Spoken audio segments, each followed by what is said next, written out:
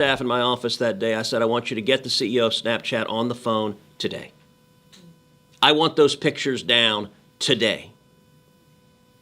Within an hour, they were pulled down.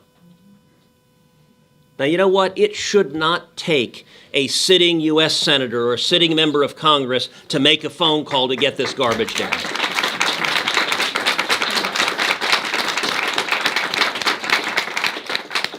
Every victim should have the right to say, that's me, that's my image, and you do not have my permission to put this garbage out there. And what the Take It Down Act does is it puts a legal obligation on any tech platform that when you are notified by a victim that it is non-consensual intimate images, you must take it down and take it down immediately.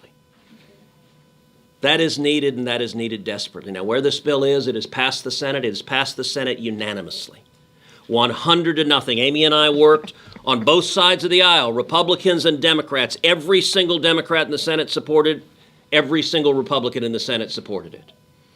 The bill has now gone over to the House. And we're here today where Maria is leading the fight in the House to get it done there. We're here today, all of us have spoken to House leadership, urging the House to take it up and pass it before the end of the year. You know, there's a process the House has, something called the suspension calendar. And it's a process to take up bills and pass them very quickly on an expedited schedule. If this bill gets a vote in the House, it will pass. The only question is, will it get a vote or not? And so we're here today on behalf of the victims, on behalf of women, on behalf of teenage girls across this country to say, bring this up for a vote, pass it, and put it on the president's desk. We can get it done, and we can get it done before the end of the year. And with that, I want to introduce my partner in crime, Senator Amy Klobuchar. All right, thank you. Well, thank you so much, Ted, and thank you for your leadership on this bill. We've worked on it, as he noted, together. Every so often, Ted and I disagree on a few issues. It's happened. I don't know what you're talking about. I don't know. We've had a few viral moments, but maybe this will be. And that's because I have really appreciated his willingness to take on these tech issues. It's a pretty lonely thing to do, actually, on a number of fronts. He's been supportive of that work, and it's not an easy thing to do. I remember several hearings in Judiciary unrelated to this bill where he was supportive of our work. And I've had ads run against me on this stuff, all kinds of things. It's not easy. So this accomplishment of getting this bill through the Senate was no small thing. I want to thank Representative Salazar. I know Representative Dean on the Democratic side has been working with you on this. And we mostly want to thank those brave souls with Elliston and Francisco, Breeze, Samantha, and the others that are here in the front row who have come forward and have been willing to speak out about their experience, because that takes courage. You know, it's not easy to go and say this happened to me and to tell all the cameras about it, but you're willing to do it to help people that you never will even meet who will be victims of these same crimes unless we get this bill passed. So let's talk about why this issue is too important to ignore. Our bill makes sure to protect the constitutional right to free speech. Ted would make sure that happened, because this isn't about limiting self-expression. It's about protecting America's privacy, which is also a right, in this new world of technology and AI. As Ted noted, every one of our Senate colleagues supported this bill, from Bernie Sanders to Rick Scott. That's a broad spectrum, okay? And that's because this is truly an issue for our kids and for the privacy of people throughout this country. An estimated 1 in 12 American adults has been a victim of revenge porn. And by the way, that's how this issue first came to me many years ago. There's another bill that we've also had some success with on the Judiciary Committee. And we know that these privacy violations destroy people's lives. 49% of the victims that I just mentioned were stalked or harassed online by others who saw the image. They simply see the images and then they go on to become a victim of harassment by other people. 13% of victims report difficulty getting a job or getting into school because of the images. And more than half of these victims have experienced suicidal thoughts as a result of this violation. And this harm is not limited to instances where explicit images are shared online. The threat of dissemination alone can be tragic, right? The threat of doing it. So if you know there's a penalty, that people start to realize that this is a crime, then it's a lot harder to make that threat when you can say, hey, this is a crime if you do this. Our FBI director testified before the Senate Judiciary Committee that the Bureau has reported a massive increase in sexual extortion scams, mostly targeting young people. A new study shows that approximately 1 in 7 people are victims of sextortion, and according to the FBI in 2022 alone, those scams resulted, and this was just stunning for the committee to hear, I'll never forget this moment, over 20 young people have committed suicide because of this. These, they don't lie, okay? These are horrific stats. So while we know they're experiencing suicidal thoughts, we have actual deaths that have occurred because of this. The rise of AI-generated deepfakes, where you can't even tell if you're seeing a real person or not, is making these problems worse. One recent study showed 96% of deepfakes are sexually explicit and feature women who did not consent to the creation of this content. I think about Molly from Minnesota, who was shocked to discover a close family friend had created pornographic deepfake images and videos of her and over 80 other women he knew from photos he took from family events. To this day, she knows those images are still out there. Alliston from Senator Cruz's home state, who was only 14 when a classmate used AI to generate new deepfake photos of her and share them on Snapchat. As her mom said, my daughter's innocence was shattered and her eyes were opened to the reality of how cruel a person can be. This work is about building a future, about taking on the challenges of the new environment we live in and not just pretending it's not happening anymore. Fewer Americans will have their lives turned upside down if we can get this done. Fewer children will have their innocence snatched away from them, and more victims can seek justice that they deserve.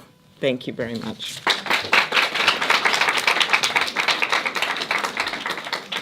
Thank And you, let's Amy. get it done in the House. Amen.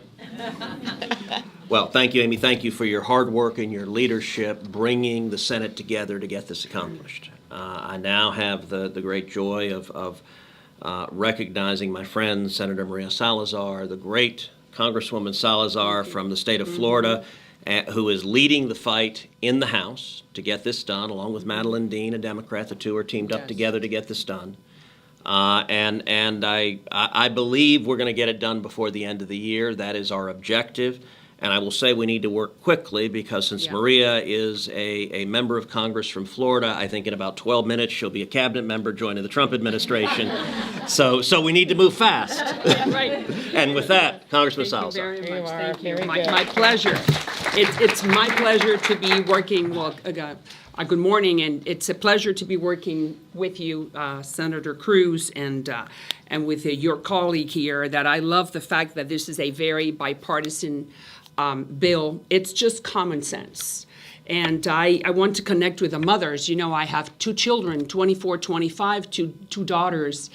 And I can only picture that morning when you wake up and you understand that your child's image and likeness is being used with fake images of them naked, and the embarrassment and the sorrow and the sadness and the desperation. And like you were saying, Senator, that it took Snapchat 8 months to take those pictures down from Elliston, who I know is here. And it's like you said, we don't need to know anyone in the Senate or in the House of Representatives to call and demand from social media to bring those down, because they're a lie. They're not true.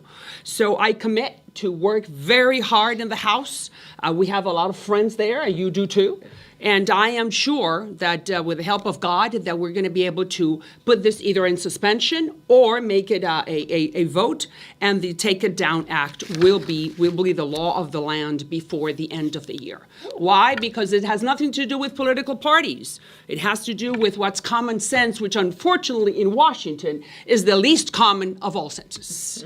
But we're going to try to be the leaders that the Florida people and the Texas people send us here to be and to represent and to do what's right for our constituents. And nothing can be more right than this. So count on me, and I am sure that starting right now, we're going to put all the effort, energy, and interest in making this law. So thanks again for the opportunity, and thank you very much. And to my representative Dean, who has been working very closely with us. So thank you for the part. This is the way that we should work in Washington, in a bipartisan fashion. Thank you, Senator. Excellent. Thank you, Maria. Thank you for your leadership, and we're going to get it done in the House. I'm now going to recognize a young woman I've gotten to know very well over these last few months, Elliston Berry, a Texan who is 15 and who has been really courageous sharing her story. Elliston. Thank you. I just want to say thank you to not only Senator Ted Cruz, but Amy Klobuchar for hearing my story and giving me a voice. I also just want to thank God for turning this awful situation into something good. I mean, that morning when I woke up, it was one of the worst feelings I've ever felt. Feeling hopeless and feeling as if my entire innocence was stripped away. I mean, the unknown was so terrifying, and it was so hard to realize that this was my reality that I had to live with. And the student that did this to me got little to no punishment, a Class A misdemeanor that he is still able to attend school and walk around as if he didn't do anything. And that is one of the hardest pill to swallow, because he chose my fate and he is walking around. His record will be expunged by 18. It is so hurtful to know that my community and that my support and that I didn't have anything. Because my images were not considered child pornography, even though they were. Although it was made with AI, it was 100% child pornography, because it had the exact same feeling that it would have. This bill, the Take It Down Act, is so healing and so validating, because it has heard my voice and all the many people that don't have the opportunity to share their story. Truly, it is such a privilege to be up here and to have these opportunities where I'm able to explain and share my story. And I just want to say another amazing thank you, because it is just so healing and so validating to know that my story is relevant. And there are so many cases all around the world. Millions of not only girls, but boys, teenagers, women, children are being harassed, and they are being targeted and victimized, and there's nothing out there that can help them and that can save them. And I remember feeling that hopelessness and just feeling terrified of what the future had to hold. But thanks to this Take It Down Act, we are able to give victims a voice. We are able to protect them, not only the future generations, but the survivors of this AI crime. And I just want to say thank you, and I urge the House to pass this bill immediately to protect so many people, because this is a serious matter. Thank you.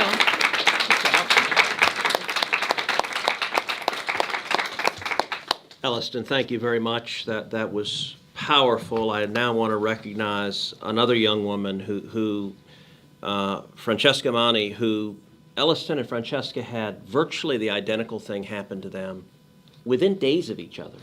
One in Texas, one in New Jersey, and it illustrates how this is happening.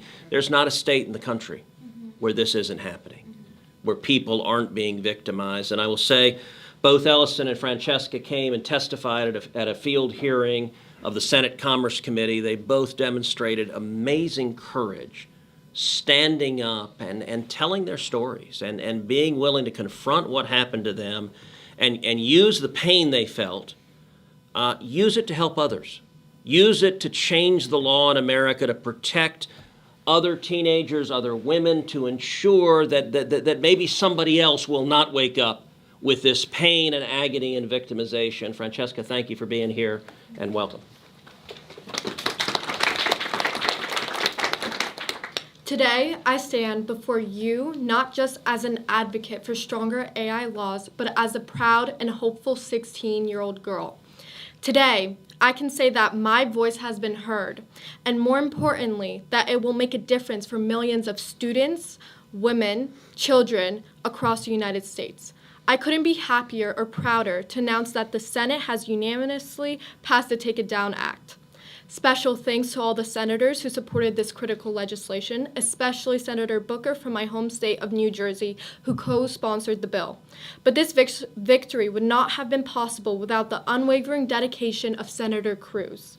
He has been a true champion for a cause, never backing down despite the challenges faced this year. Senator Cruz, you are a rock star. And your team has been incredible, always just one phone call away. My deepest gratitude to you and your team for your relentless hard work. Thank you, Senator Cruz.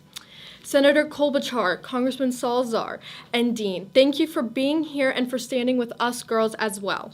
It means so much to have women in our corner supporting and fighting for what's right. Now, we turn to the House. Today, I'm calling on every congressman and congresswoman to stand with me, with Elliston, and with all the girls who are not here today but have been deeply affected. Because we matter. It's time for Congress to see us, hear us, and act for us. We need swift and decisive action. We need this bill to pass to protect us. Without it, we remain vulnerable. This is not a political issue. It's a human issue. And I hope we can all agree that protecting our children is something worth uniting for. Once again, thank you, Senator Cruz. You're awesome. And thank you, Congresswoman Salazar, for your support and encouragement. Dear representatives, let's finish what we've started and make this change happen. Together, we can ensure a safer and brighter future for all. Thank you.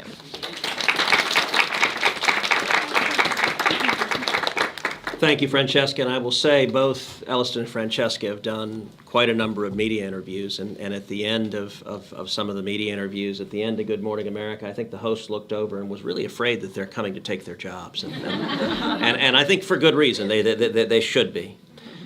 You know, Amy mentioned that when these crimes occur, sometimes the harms are reputational, they're emotional, they're grief, they're depression. All of that is horrible and wrong. But sometimes the consequences are even graver than that. We're seeing every year young people who are taking their lives, who choose suicide because of this horrific wrong. And today we have with us Brandon Guffey. Brandon, his son Gavin, is one of those teens. Brandon likewise has demonstrated enormous courage telling Gavin's story. And thank you for taking your unimaginable pain and grief and using it to fight to change the world we live in. Brandon, welcome.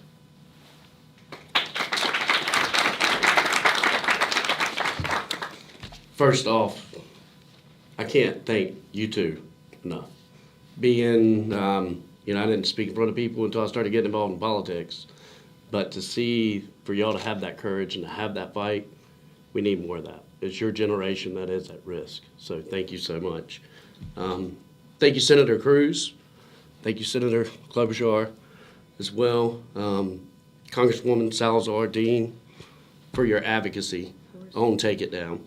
My name is Brandon Guffey. I am a state house rep in South Carolina. I have a personal experience, as Senator Cruz said, with losing my son due to a crime of sextortion. I'd never heard of sextortion prior to July 27th of 2022. Actually, I didn't even learn what it was until probably August.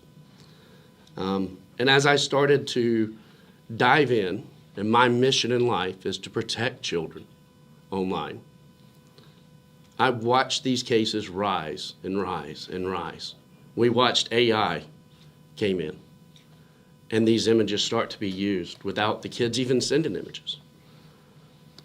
Unfortunately, with my son, he was contacted by someone pretending to be a girl through a platform and began messaging, and as teenagers do, they share images back and forth. My son was contacted at midnight on July 27th of 2022. He had taken his life by 1:40 a.m. That is the hurt, that is the shame, because there is no out.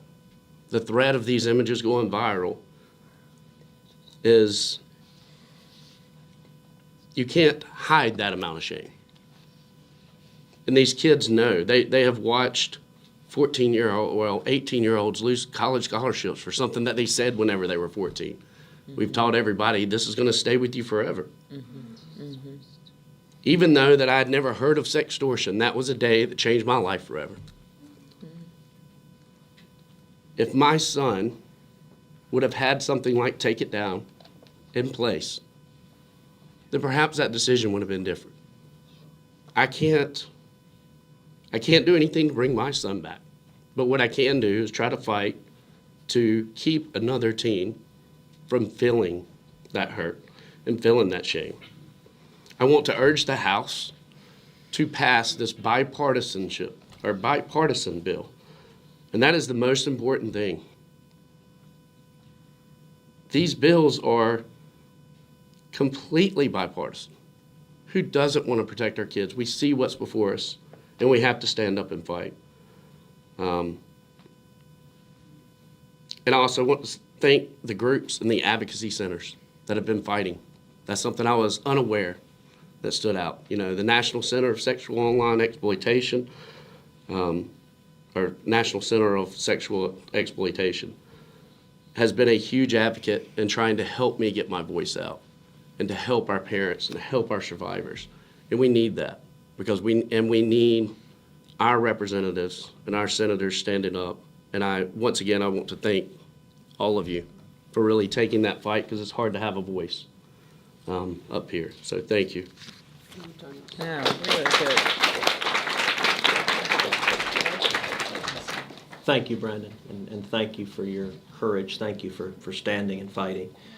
As Brandon mentioned, we've seen an incredibly broad and diverse coalition come behind this bill, Take It Down. We have over 90 groups that are supporting it, law enforcement groups, victim advocacy groups, human trafficking groups, sexual exploitation groups, all focused on we need to stand together, we need to protect children, we need to protect women, we need to stand up against these horrific abuses. And with that, I want to introduce Breeze Liu now to address us.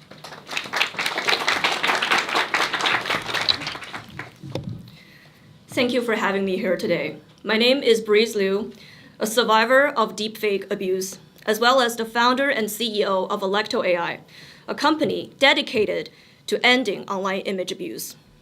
We gather here today in a moment of profound transformation. This is an age of massive information and misinformation, a time of both wisdom and ignorance, an era of both progress and setbacks. With extraordinary technology advancement, we also face immense challenges. In April 2020, my life changed forever. A friend called to tell me that a video of me was circulating on Pornhub. At first, I thought it was a mistake. I had never even visited Pornhub. But when I clicked the link, I saw my face on a pornographic video. The devastation I felt that day is indescribable.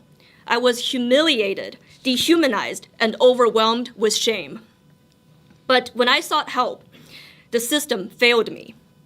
I was victim blamed and slut shamed by law enforcement, while the perpetrator faced zero consequences. As more videos of me spread to hundreds of malicious websites, I nearly lost everything. My dignity, my reputation, and I almost lost my life. That is why the Take It Down Act matters. It creates accountability where there was none before. It ensures that victims can have harmful content removed swiftly, lifting the unbearable burden survivors have long carried alone. When it comes to ending online violence, America must do what it always does. America must lead. In the 1960s, this nation did something that was once believed to be impossible. We sent men to the moon with computing power equivalent to a basic calculator. Today, the smartphones in our pocket holds computing power thousands of times greater than what NASA used during the Apollo missions. If this is our moonshot, then we must rise to the challenge. The same technology that created this problem can also power its solution. The algorithms used to harm us can be redirected to protect us. This legislation is part of that moonshot. So let's pass this bill. not because it is easy, but because it is necessary. Stop blaming the victims and stop justifying the abuse. I call on House leadership to pass Take It Down as soon as possible. While there is darkness, we shall let there be light, and even the darkest night will end and the sun will rise. So let us heal the divide and build a brighter future for the next generations. We owe it to our children, a future that is worth living in, not just simply surviving. Do not let my yesterday become their tomorrow.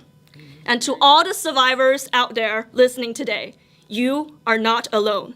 Thank you. Thank you for your leadership. Thank you.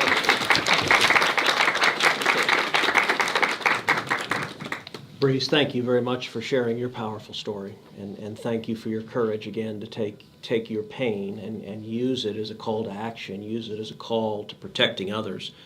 And I will say, as a Texan, I was particularly fond of your quoting JFK in Rice Stadium, which is where he announced that within a decade we will go to the moon. And the quote that Breeze did is JFK asked, "Why do we go to the moon?" And he goes, "Why does Rice play Texas? Not because it is easy, but because it is hard." And we will do this likewise, not because it is easy, but because it is hard. I would now like to recognize Samantha McCoy. To come forward.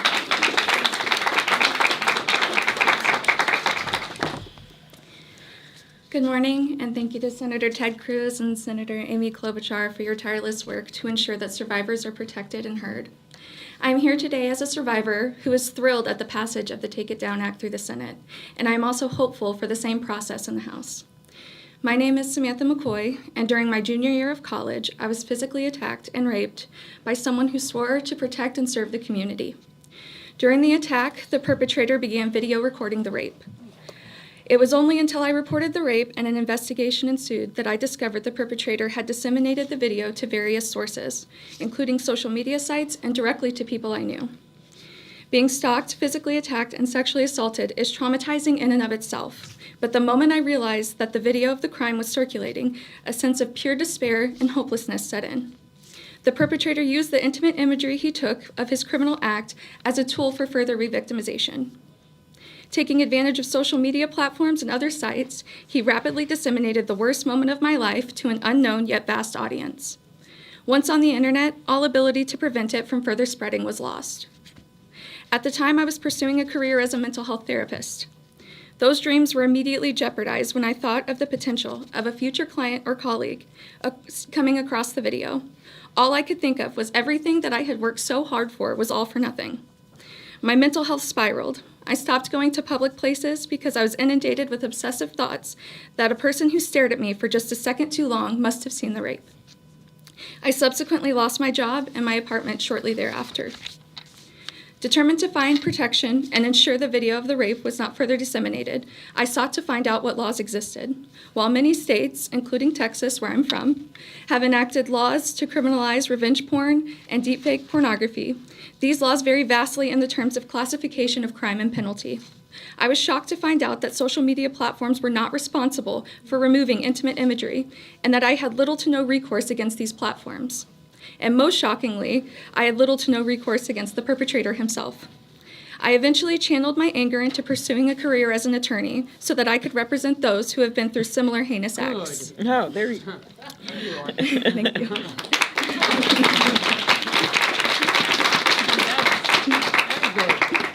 And I did go on to complete my master's and obtain my license as a mental health therapist as well. However, I will always live with the fear that I do not have a way to stop the viewing of the worst thing that's ever happened to me. The Take It Down Act provides strong protections to victims of this horrific act by creating a new federal standard, making it a federal crime to publish non-consensual intimate imagery, and puts the responsibility on the social media companies and other websites to remove these intimate images within 48 hours of notification of the victim. Had this legislation been in place at the time of my case, I would have not experienced the constant and repeated pain, as the video of the attack would have been promptly removed, significantly reducing the chances of a wider circulation on other platforms.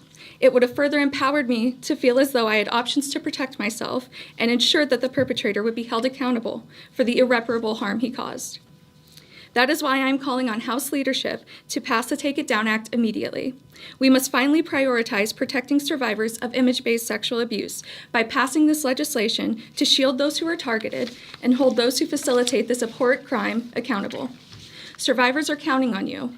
Our children are counting on you. My daughter, my 1-year-old daughter is counting on you. And future generations are counting on you. Thank you.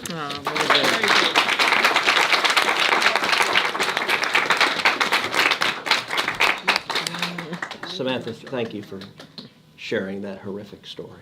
And I'm so sorry for the hell that you have gone through, and Breeze and Brandon and everyone here. What has happened to each of you, it's not right.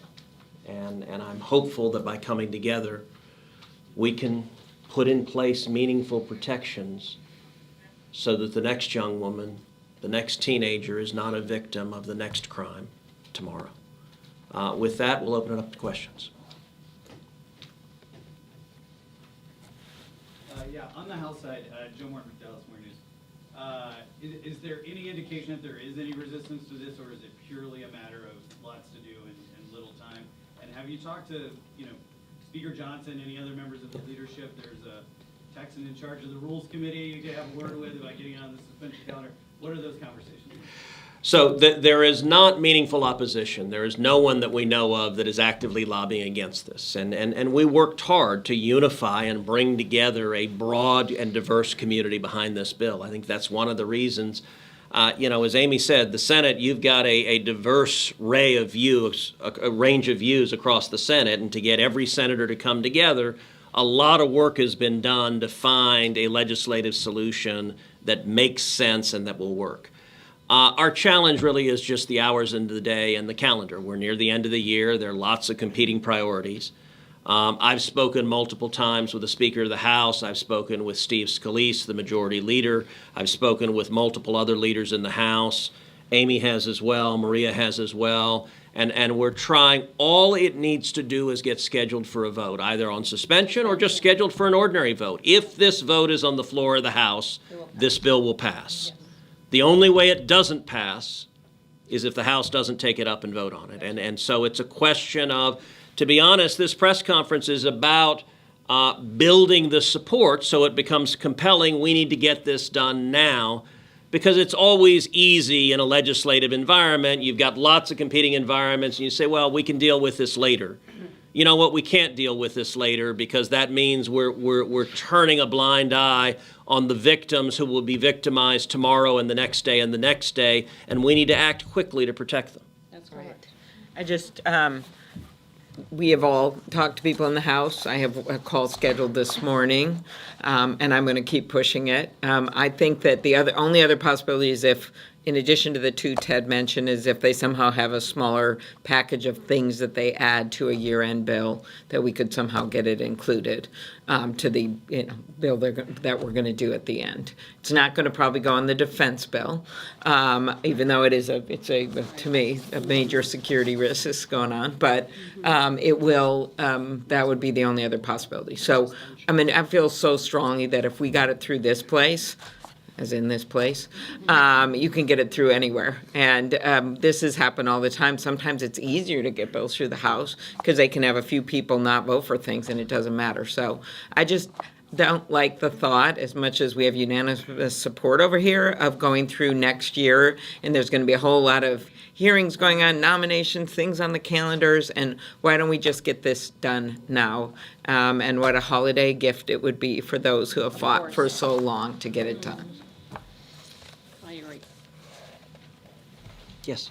Pachi Valencia from Epoch Times Español. I just first want to thank the victims for sharing their story, and wanted to ask if there are any plans for just raising awareness to the community, not only like Texas, Florida, there's a big Hispanic community there. Is there any plans to also educate people in other languages inside the U.S.? Absolutely, and today is part of that, but we're spending a lot of time doing interviews, and I'll tell you, nothing is more powerful than what these courageous women and men are doing right now. Every one of them, they're sharing a very personal pain, that it would be easy to say, I don't want to talk about this. That was, that was, as Samantha talked about, she's talking about the worst day of her life and then getting re-victimized every time someone watches the video of that horrific crime over and over again. And it takes courage. Listen, I got to tell you, I've been inspired. I've been inspired by the courage that all of you are demonstrating. And I think the single best way to raise awareness is, frankly, for the politicians to get out of the way and just let people tell real stories. Allison and I were talking last night about how, you think about human memory. Almost every memory you have is a story. That's how our brain works. We think in terms of story. A statistic, I mentioned that this is increasing 3,000%. That, for most people, doesn't move them very much. That's a number. It's abstract. It doesn't seem real. When you look in the eyes of people who felt this pain directly, you understand it differently. When Brandon talks about how his son Gavin will never be here again. Look, all of us are parents. There were more than a few of us who had tears in our eyes as we heard Brandon telling that story. The greatest nightmare for any parent is to lose a child. And I think that's one of the compelling reasons not to delay. If this will pass eventually, but if it passes a year from now, how many other victims will be victimized?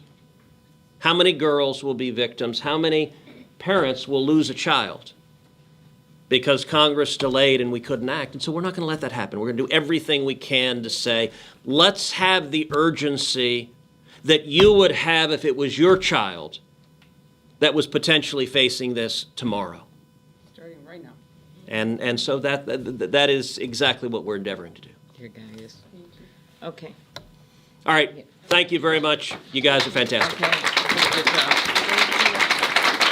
I'm going to go talk to police and Thank Johnson you. Running.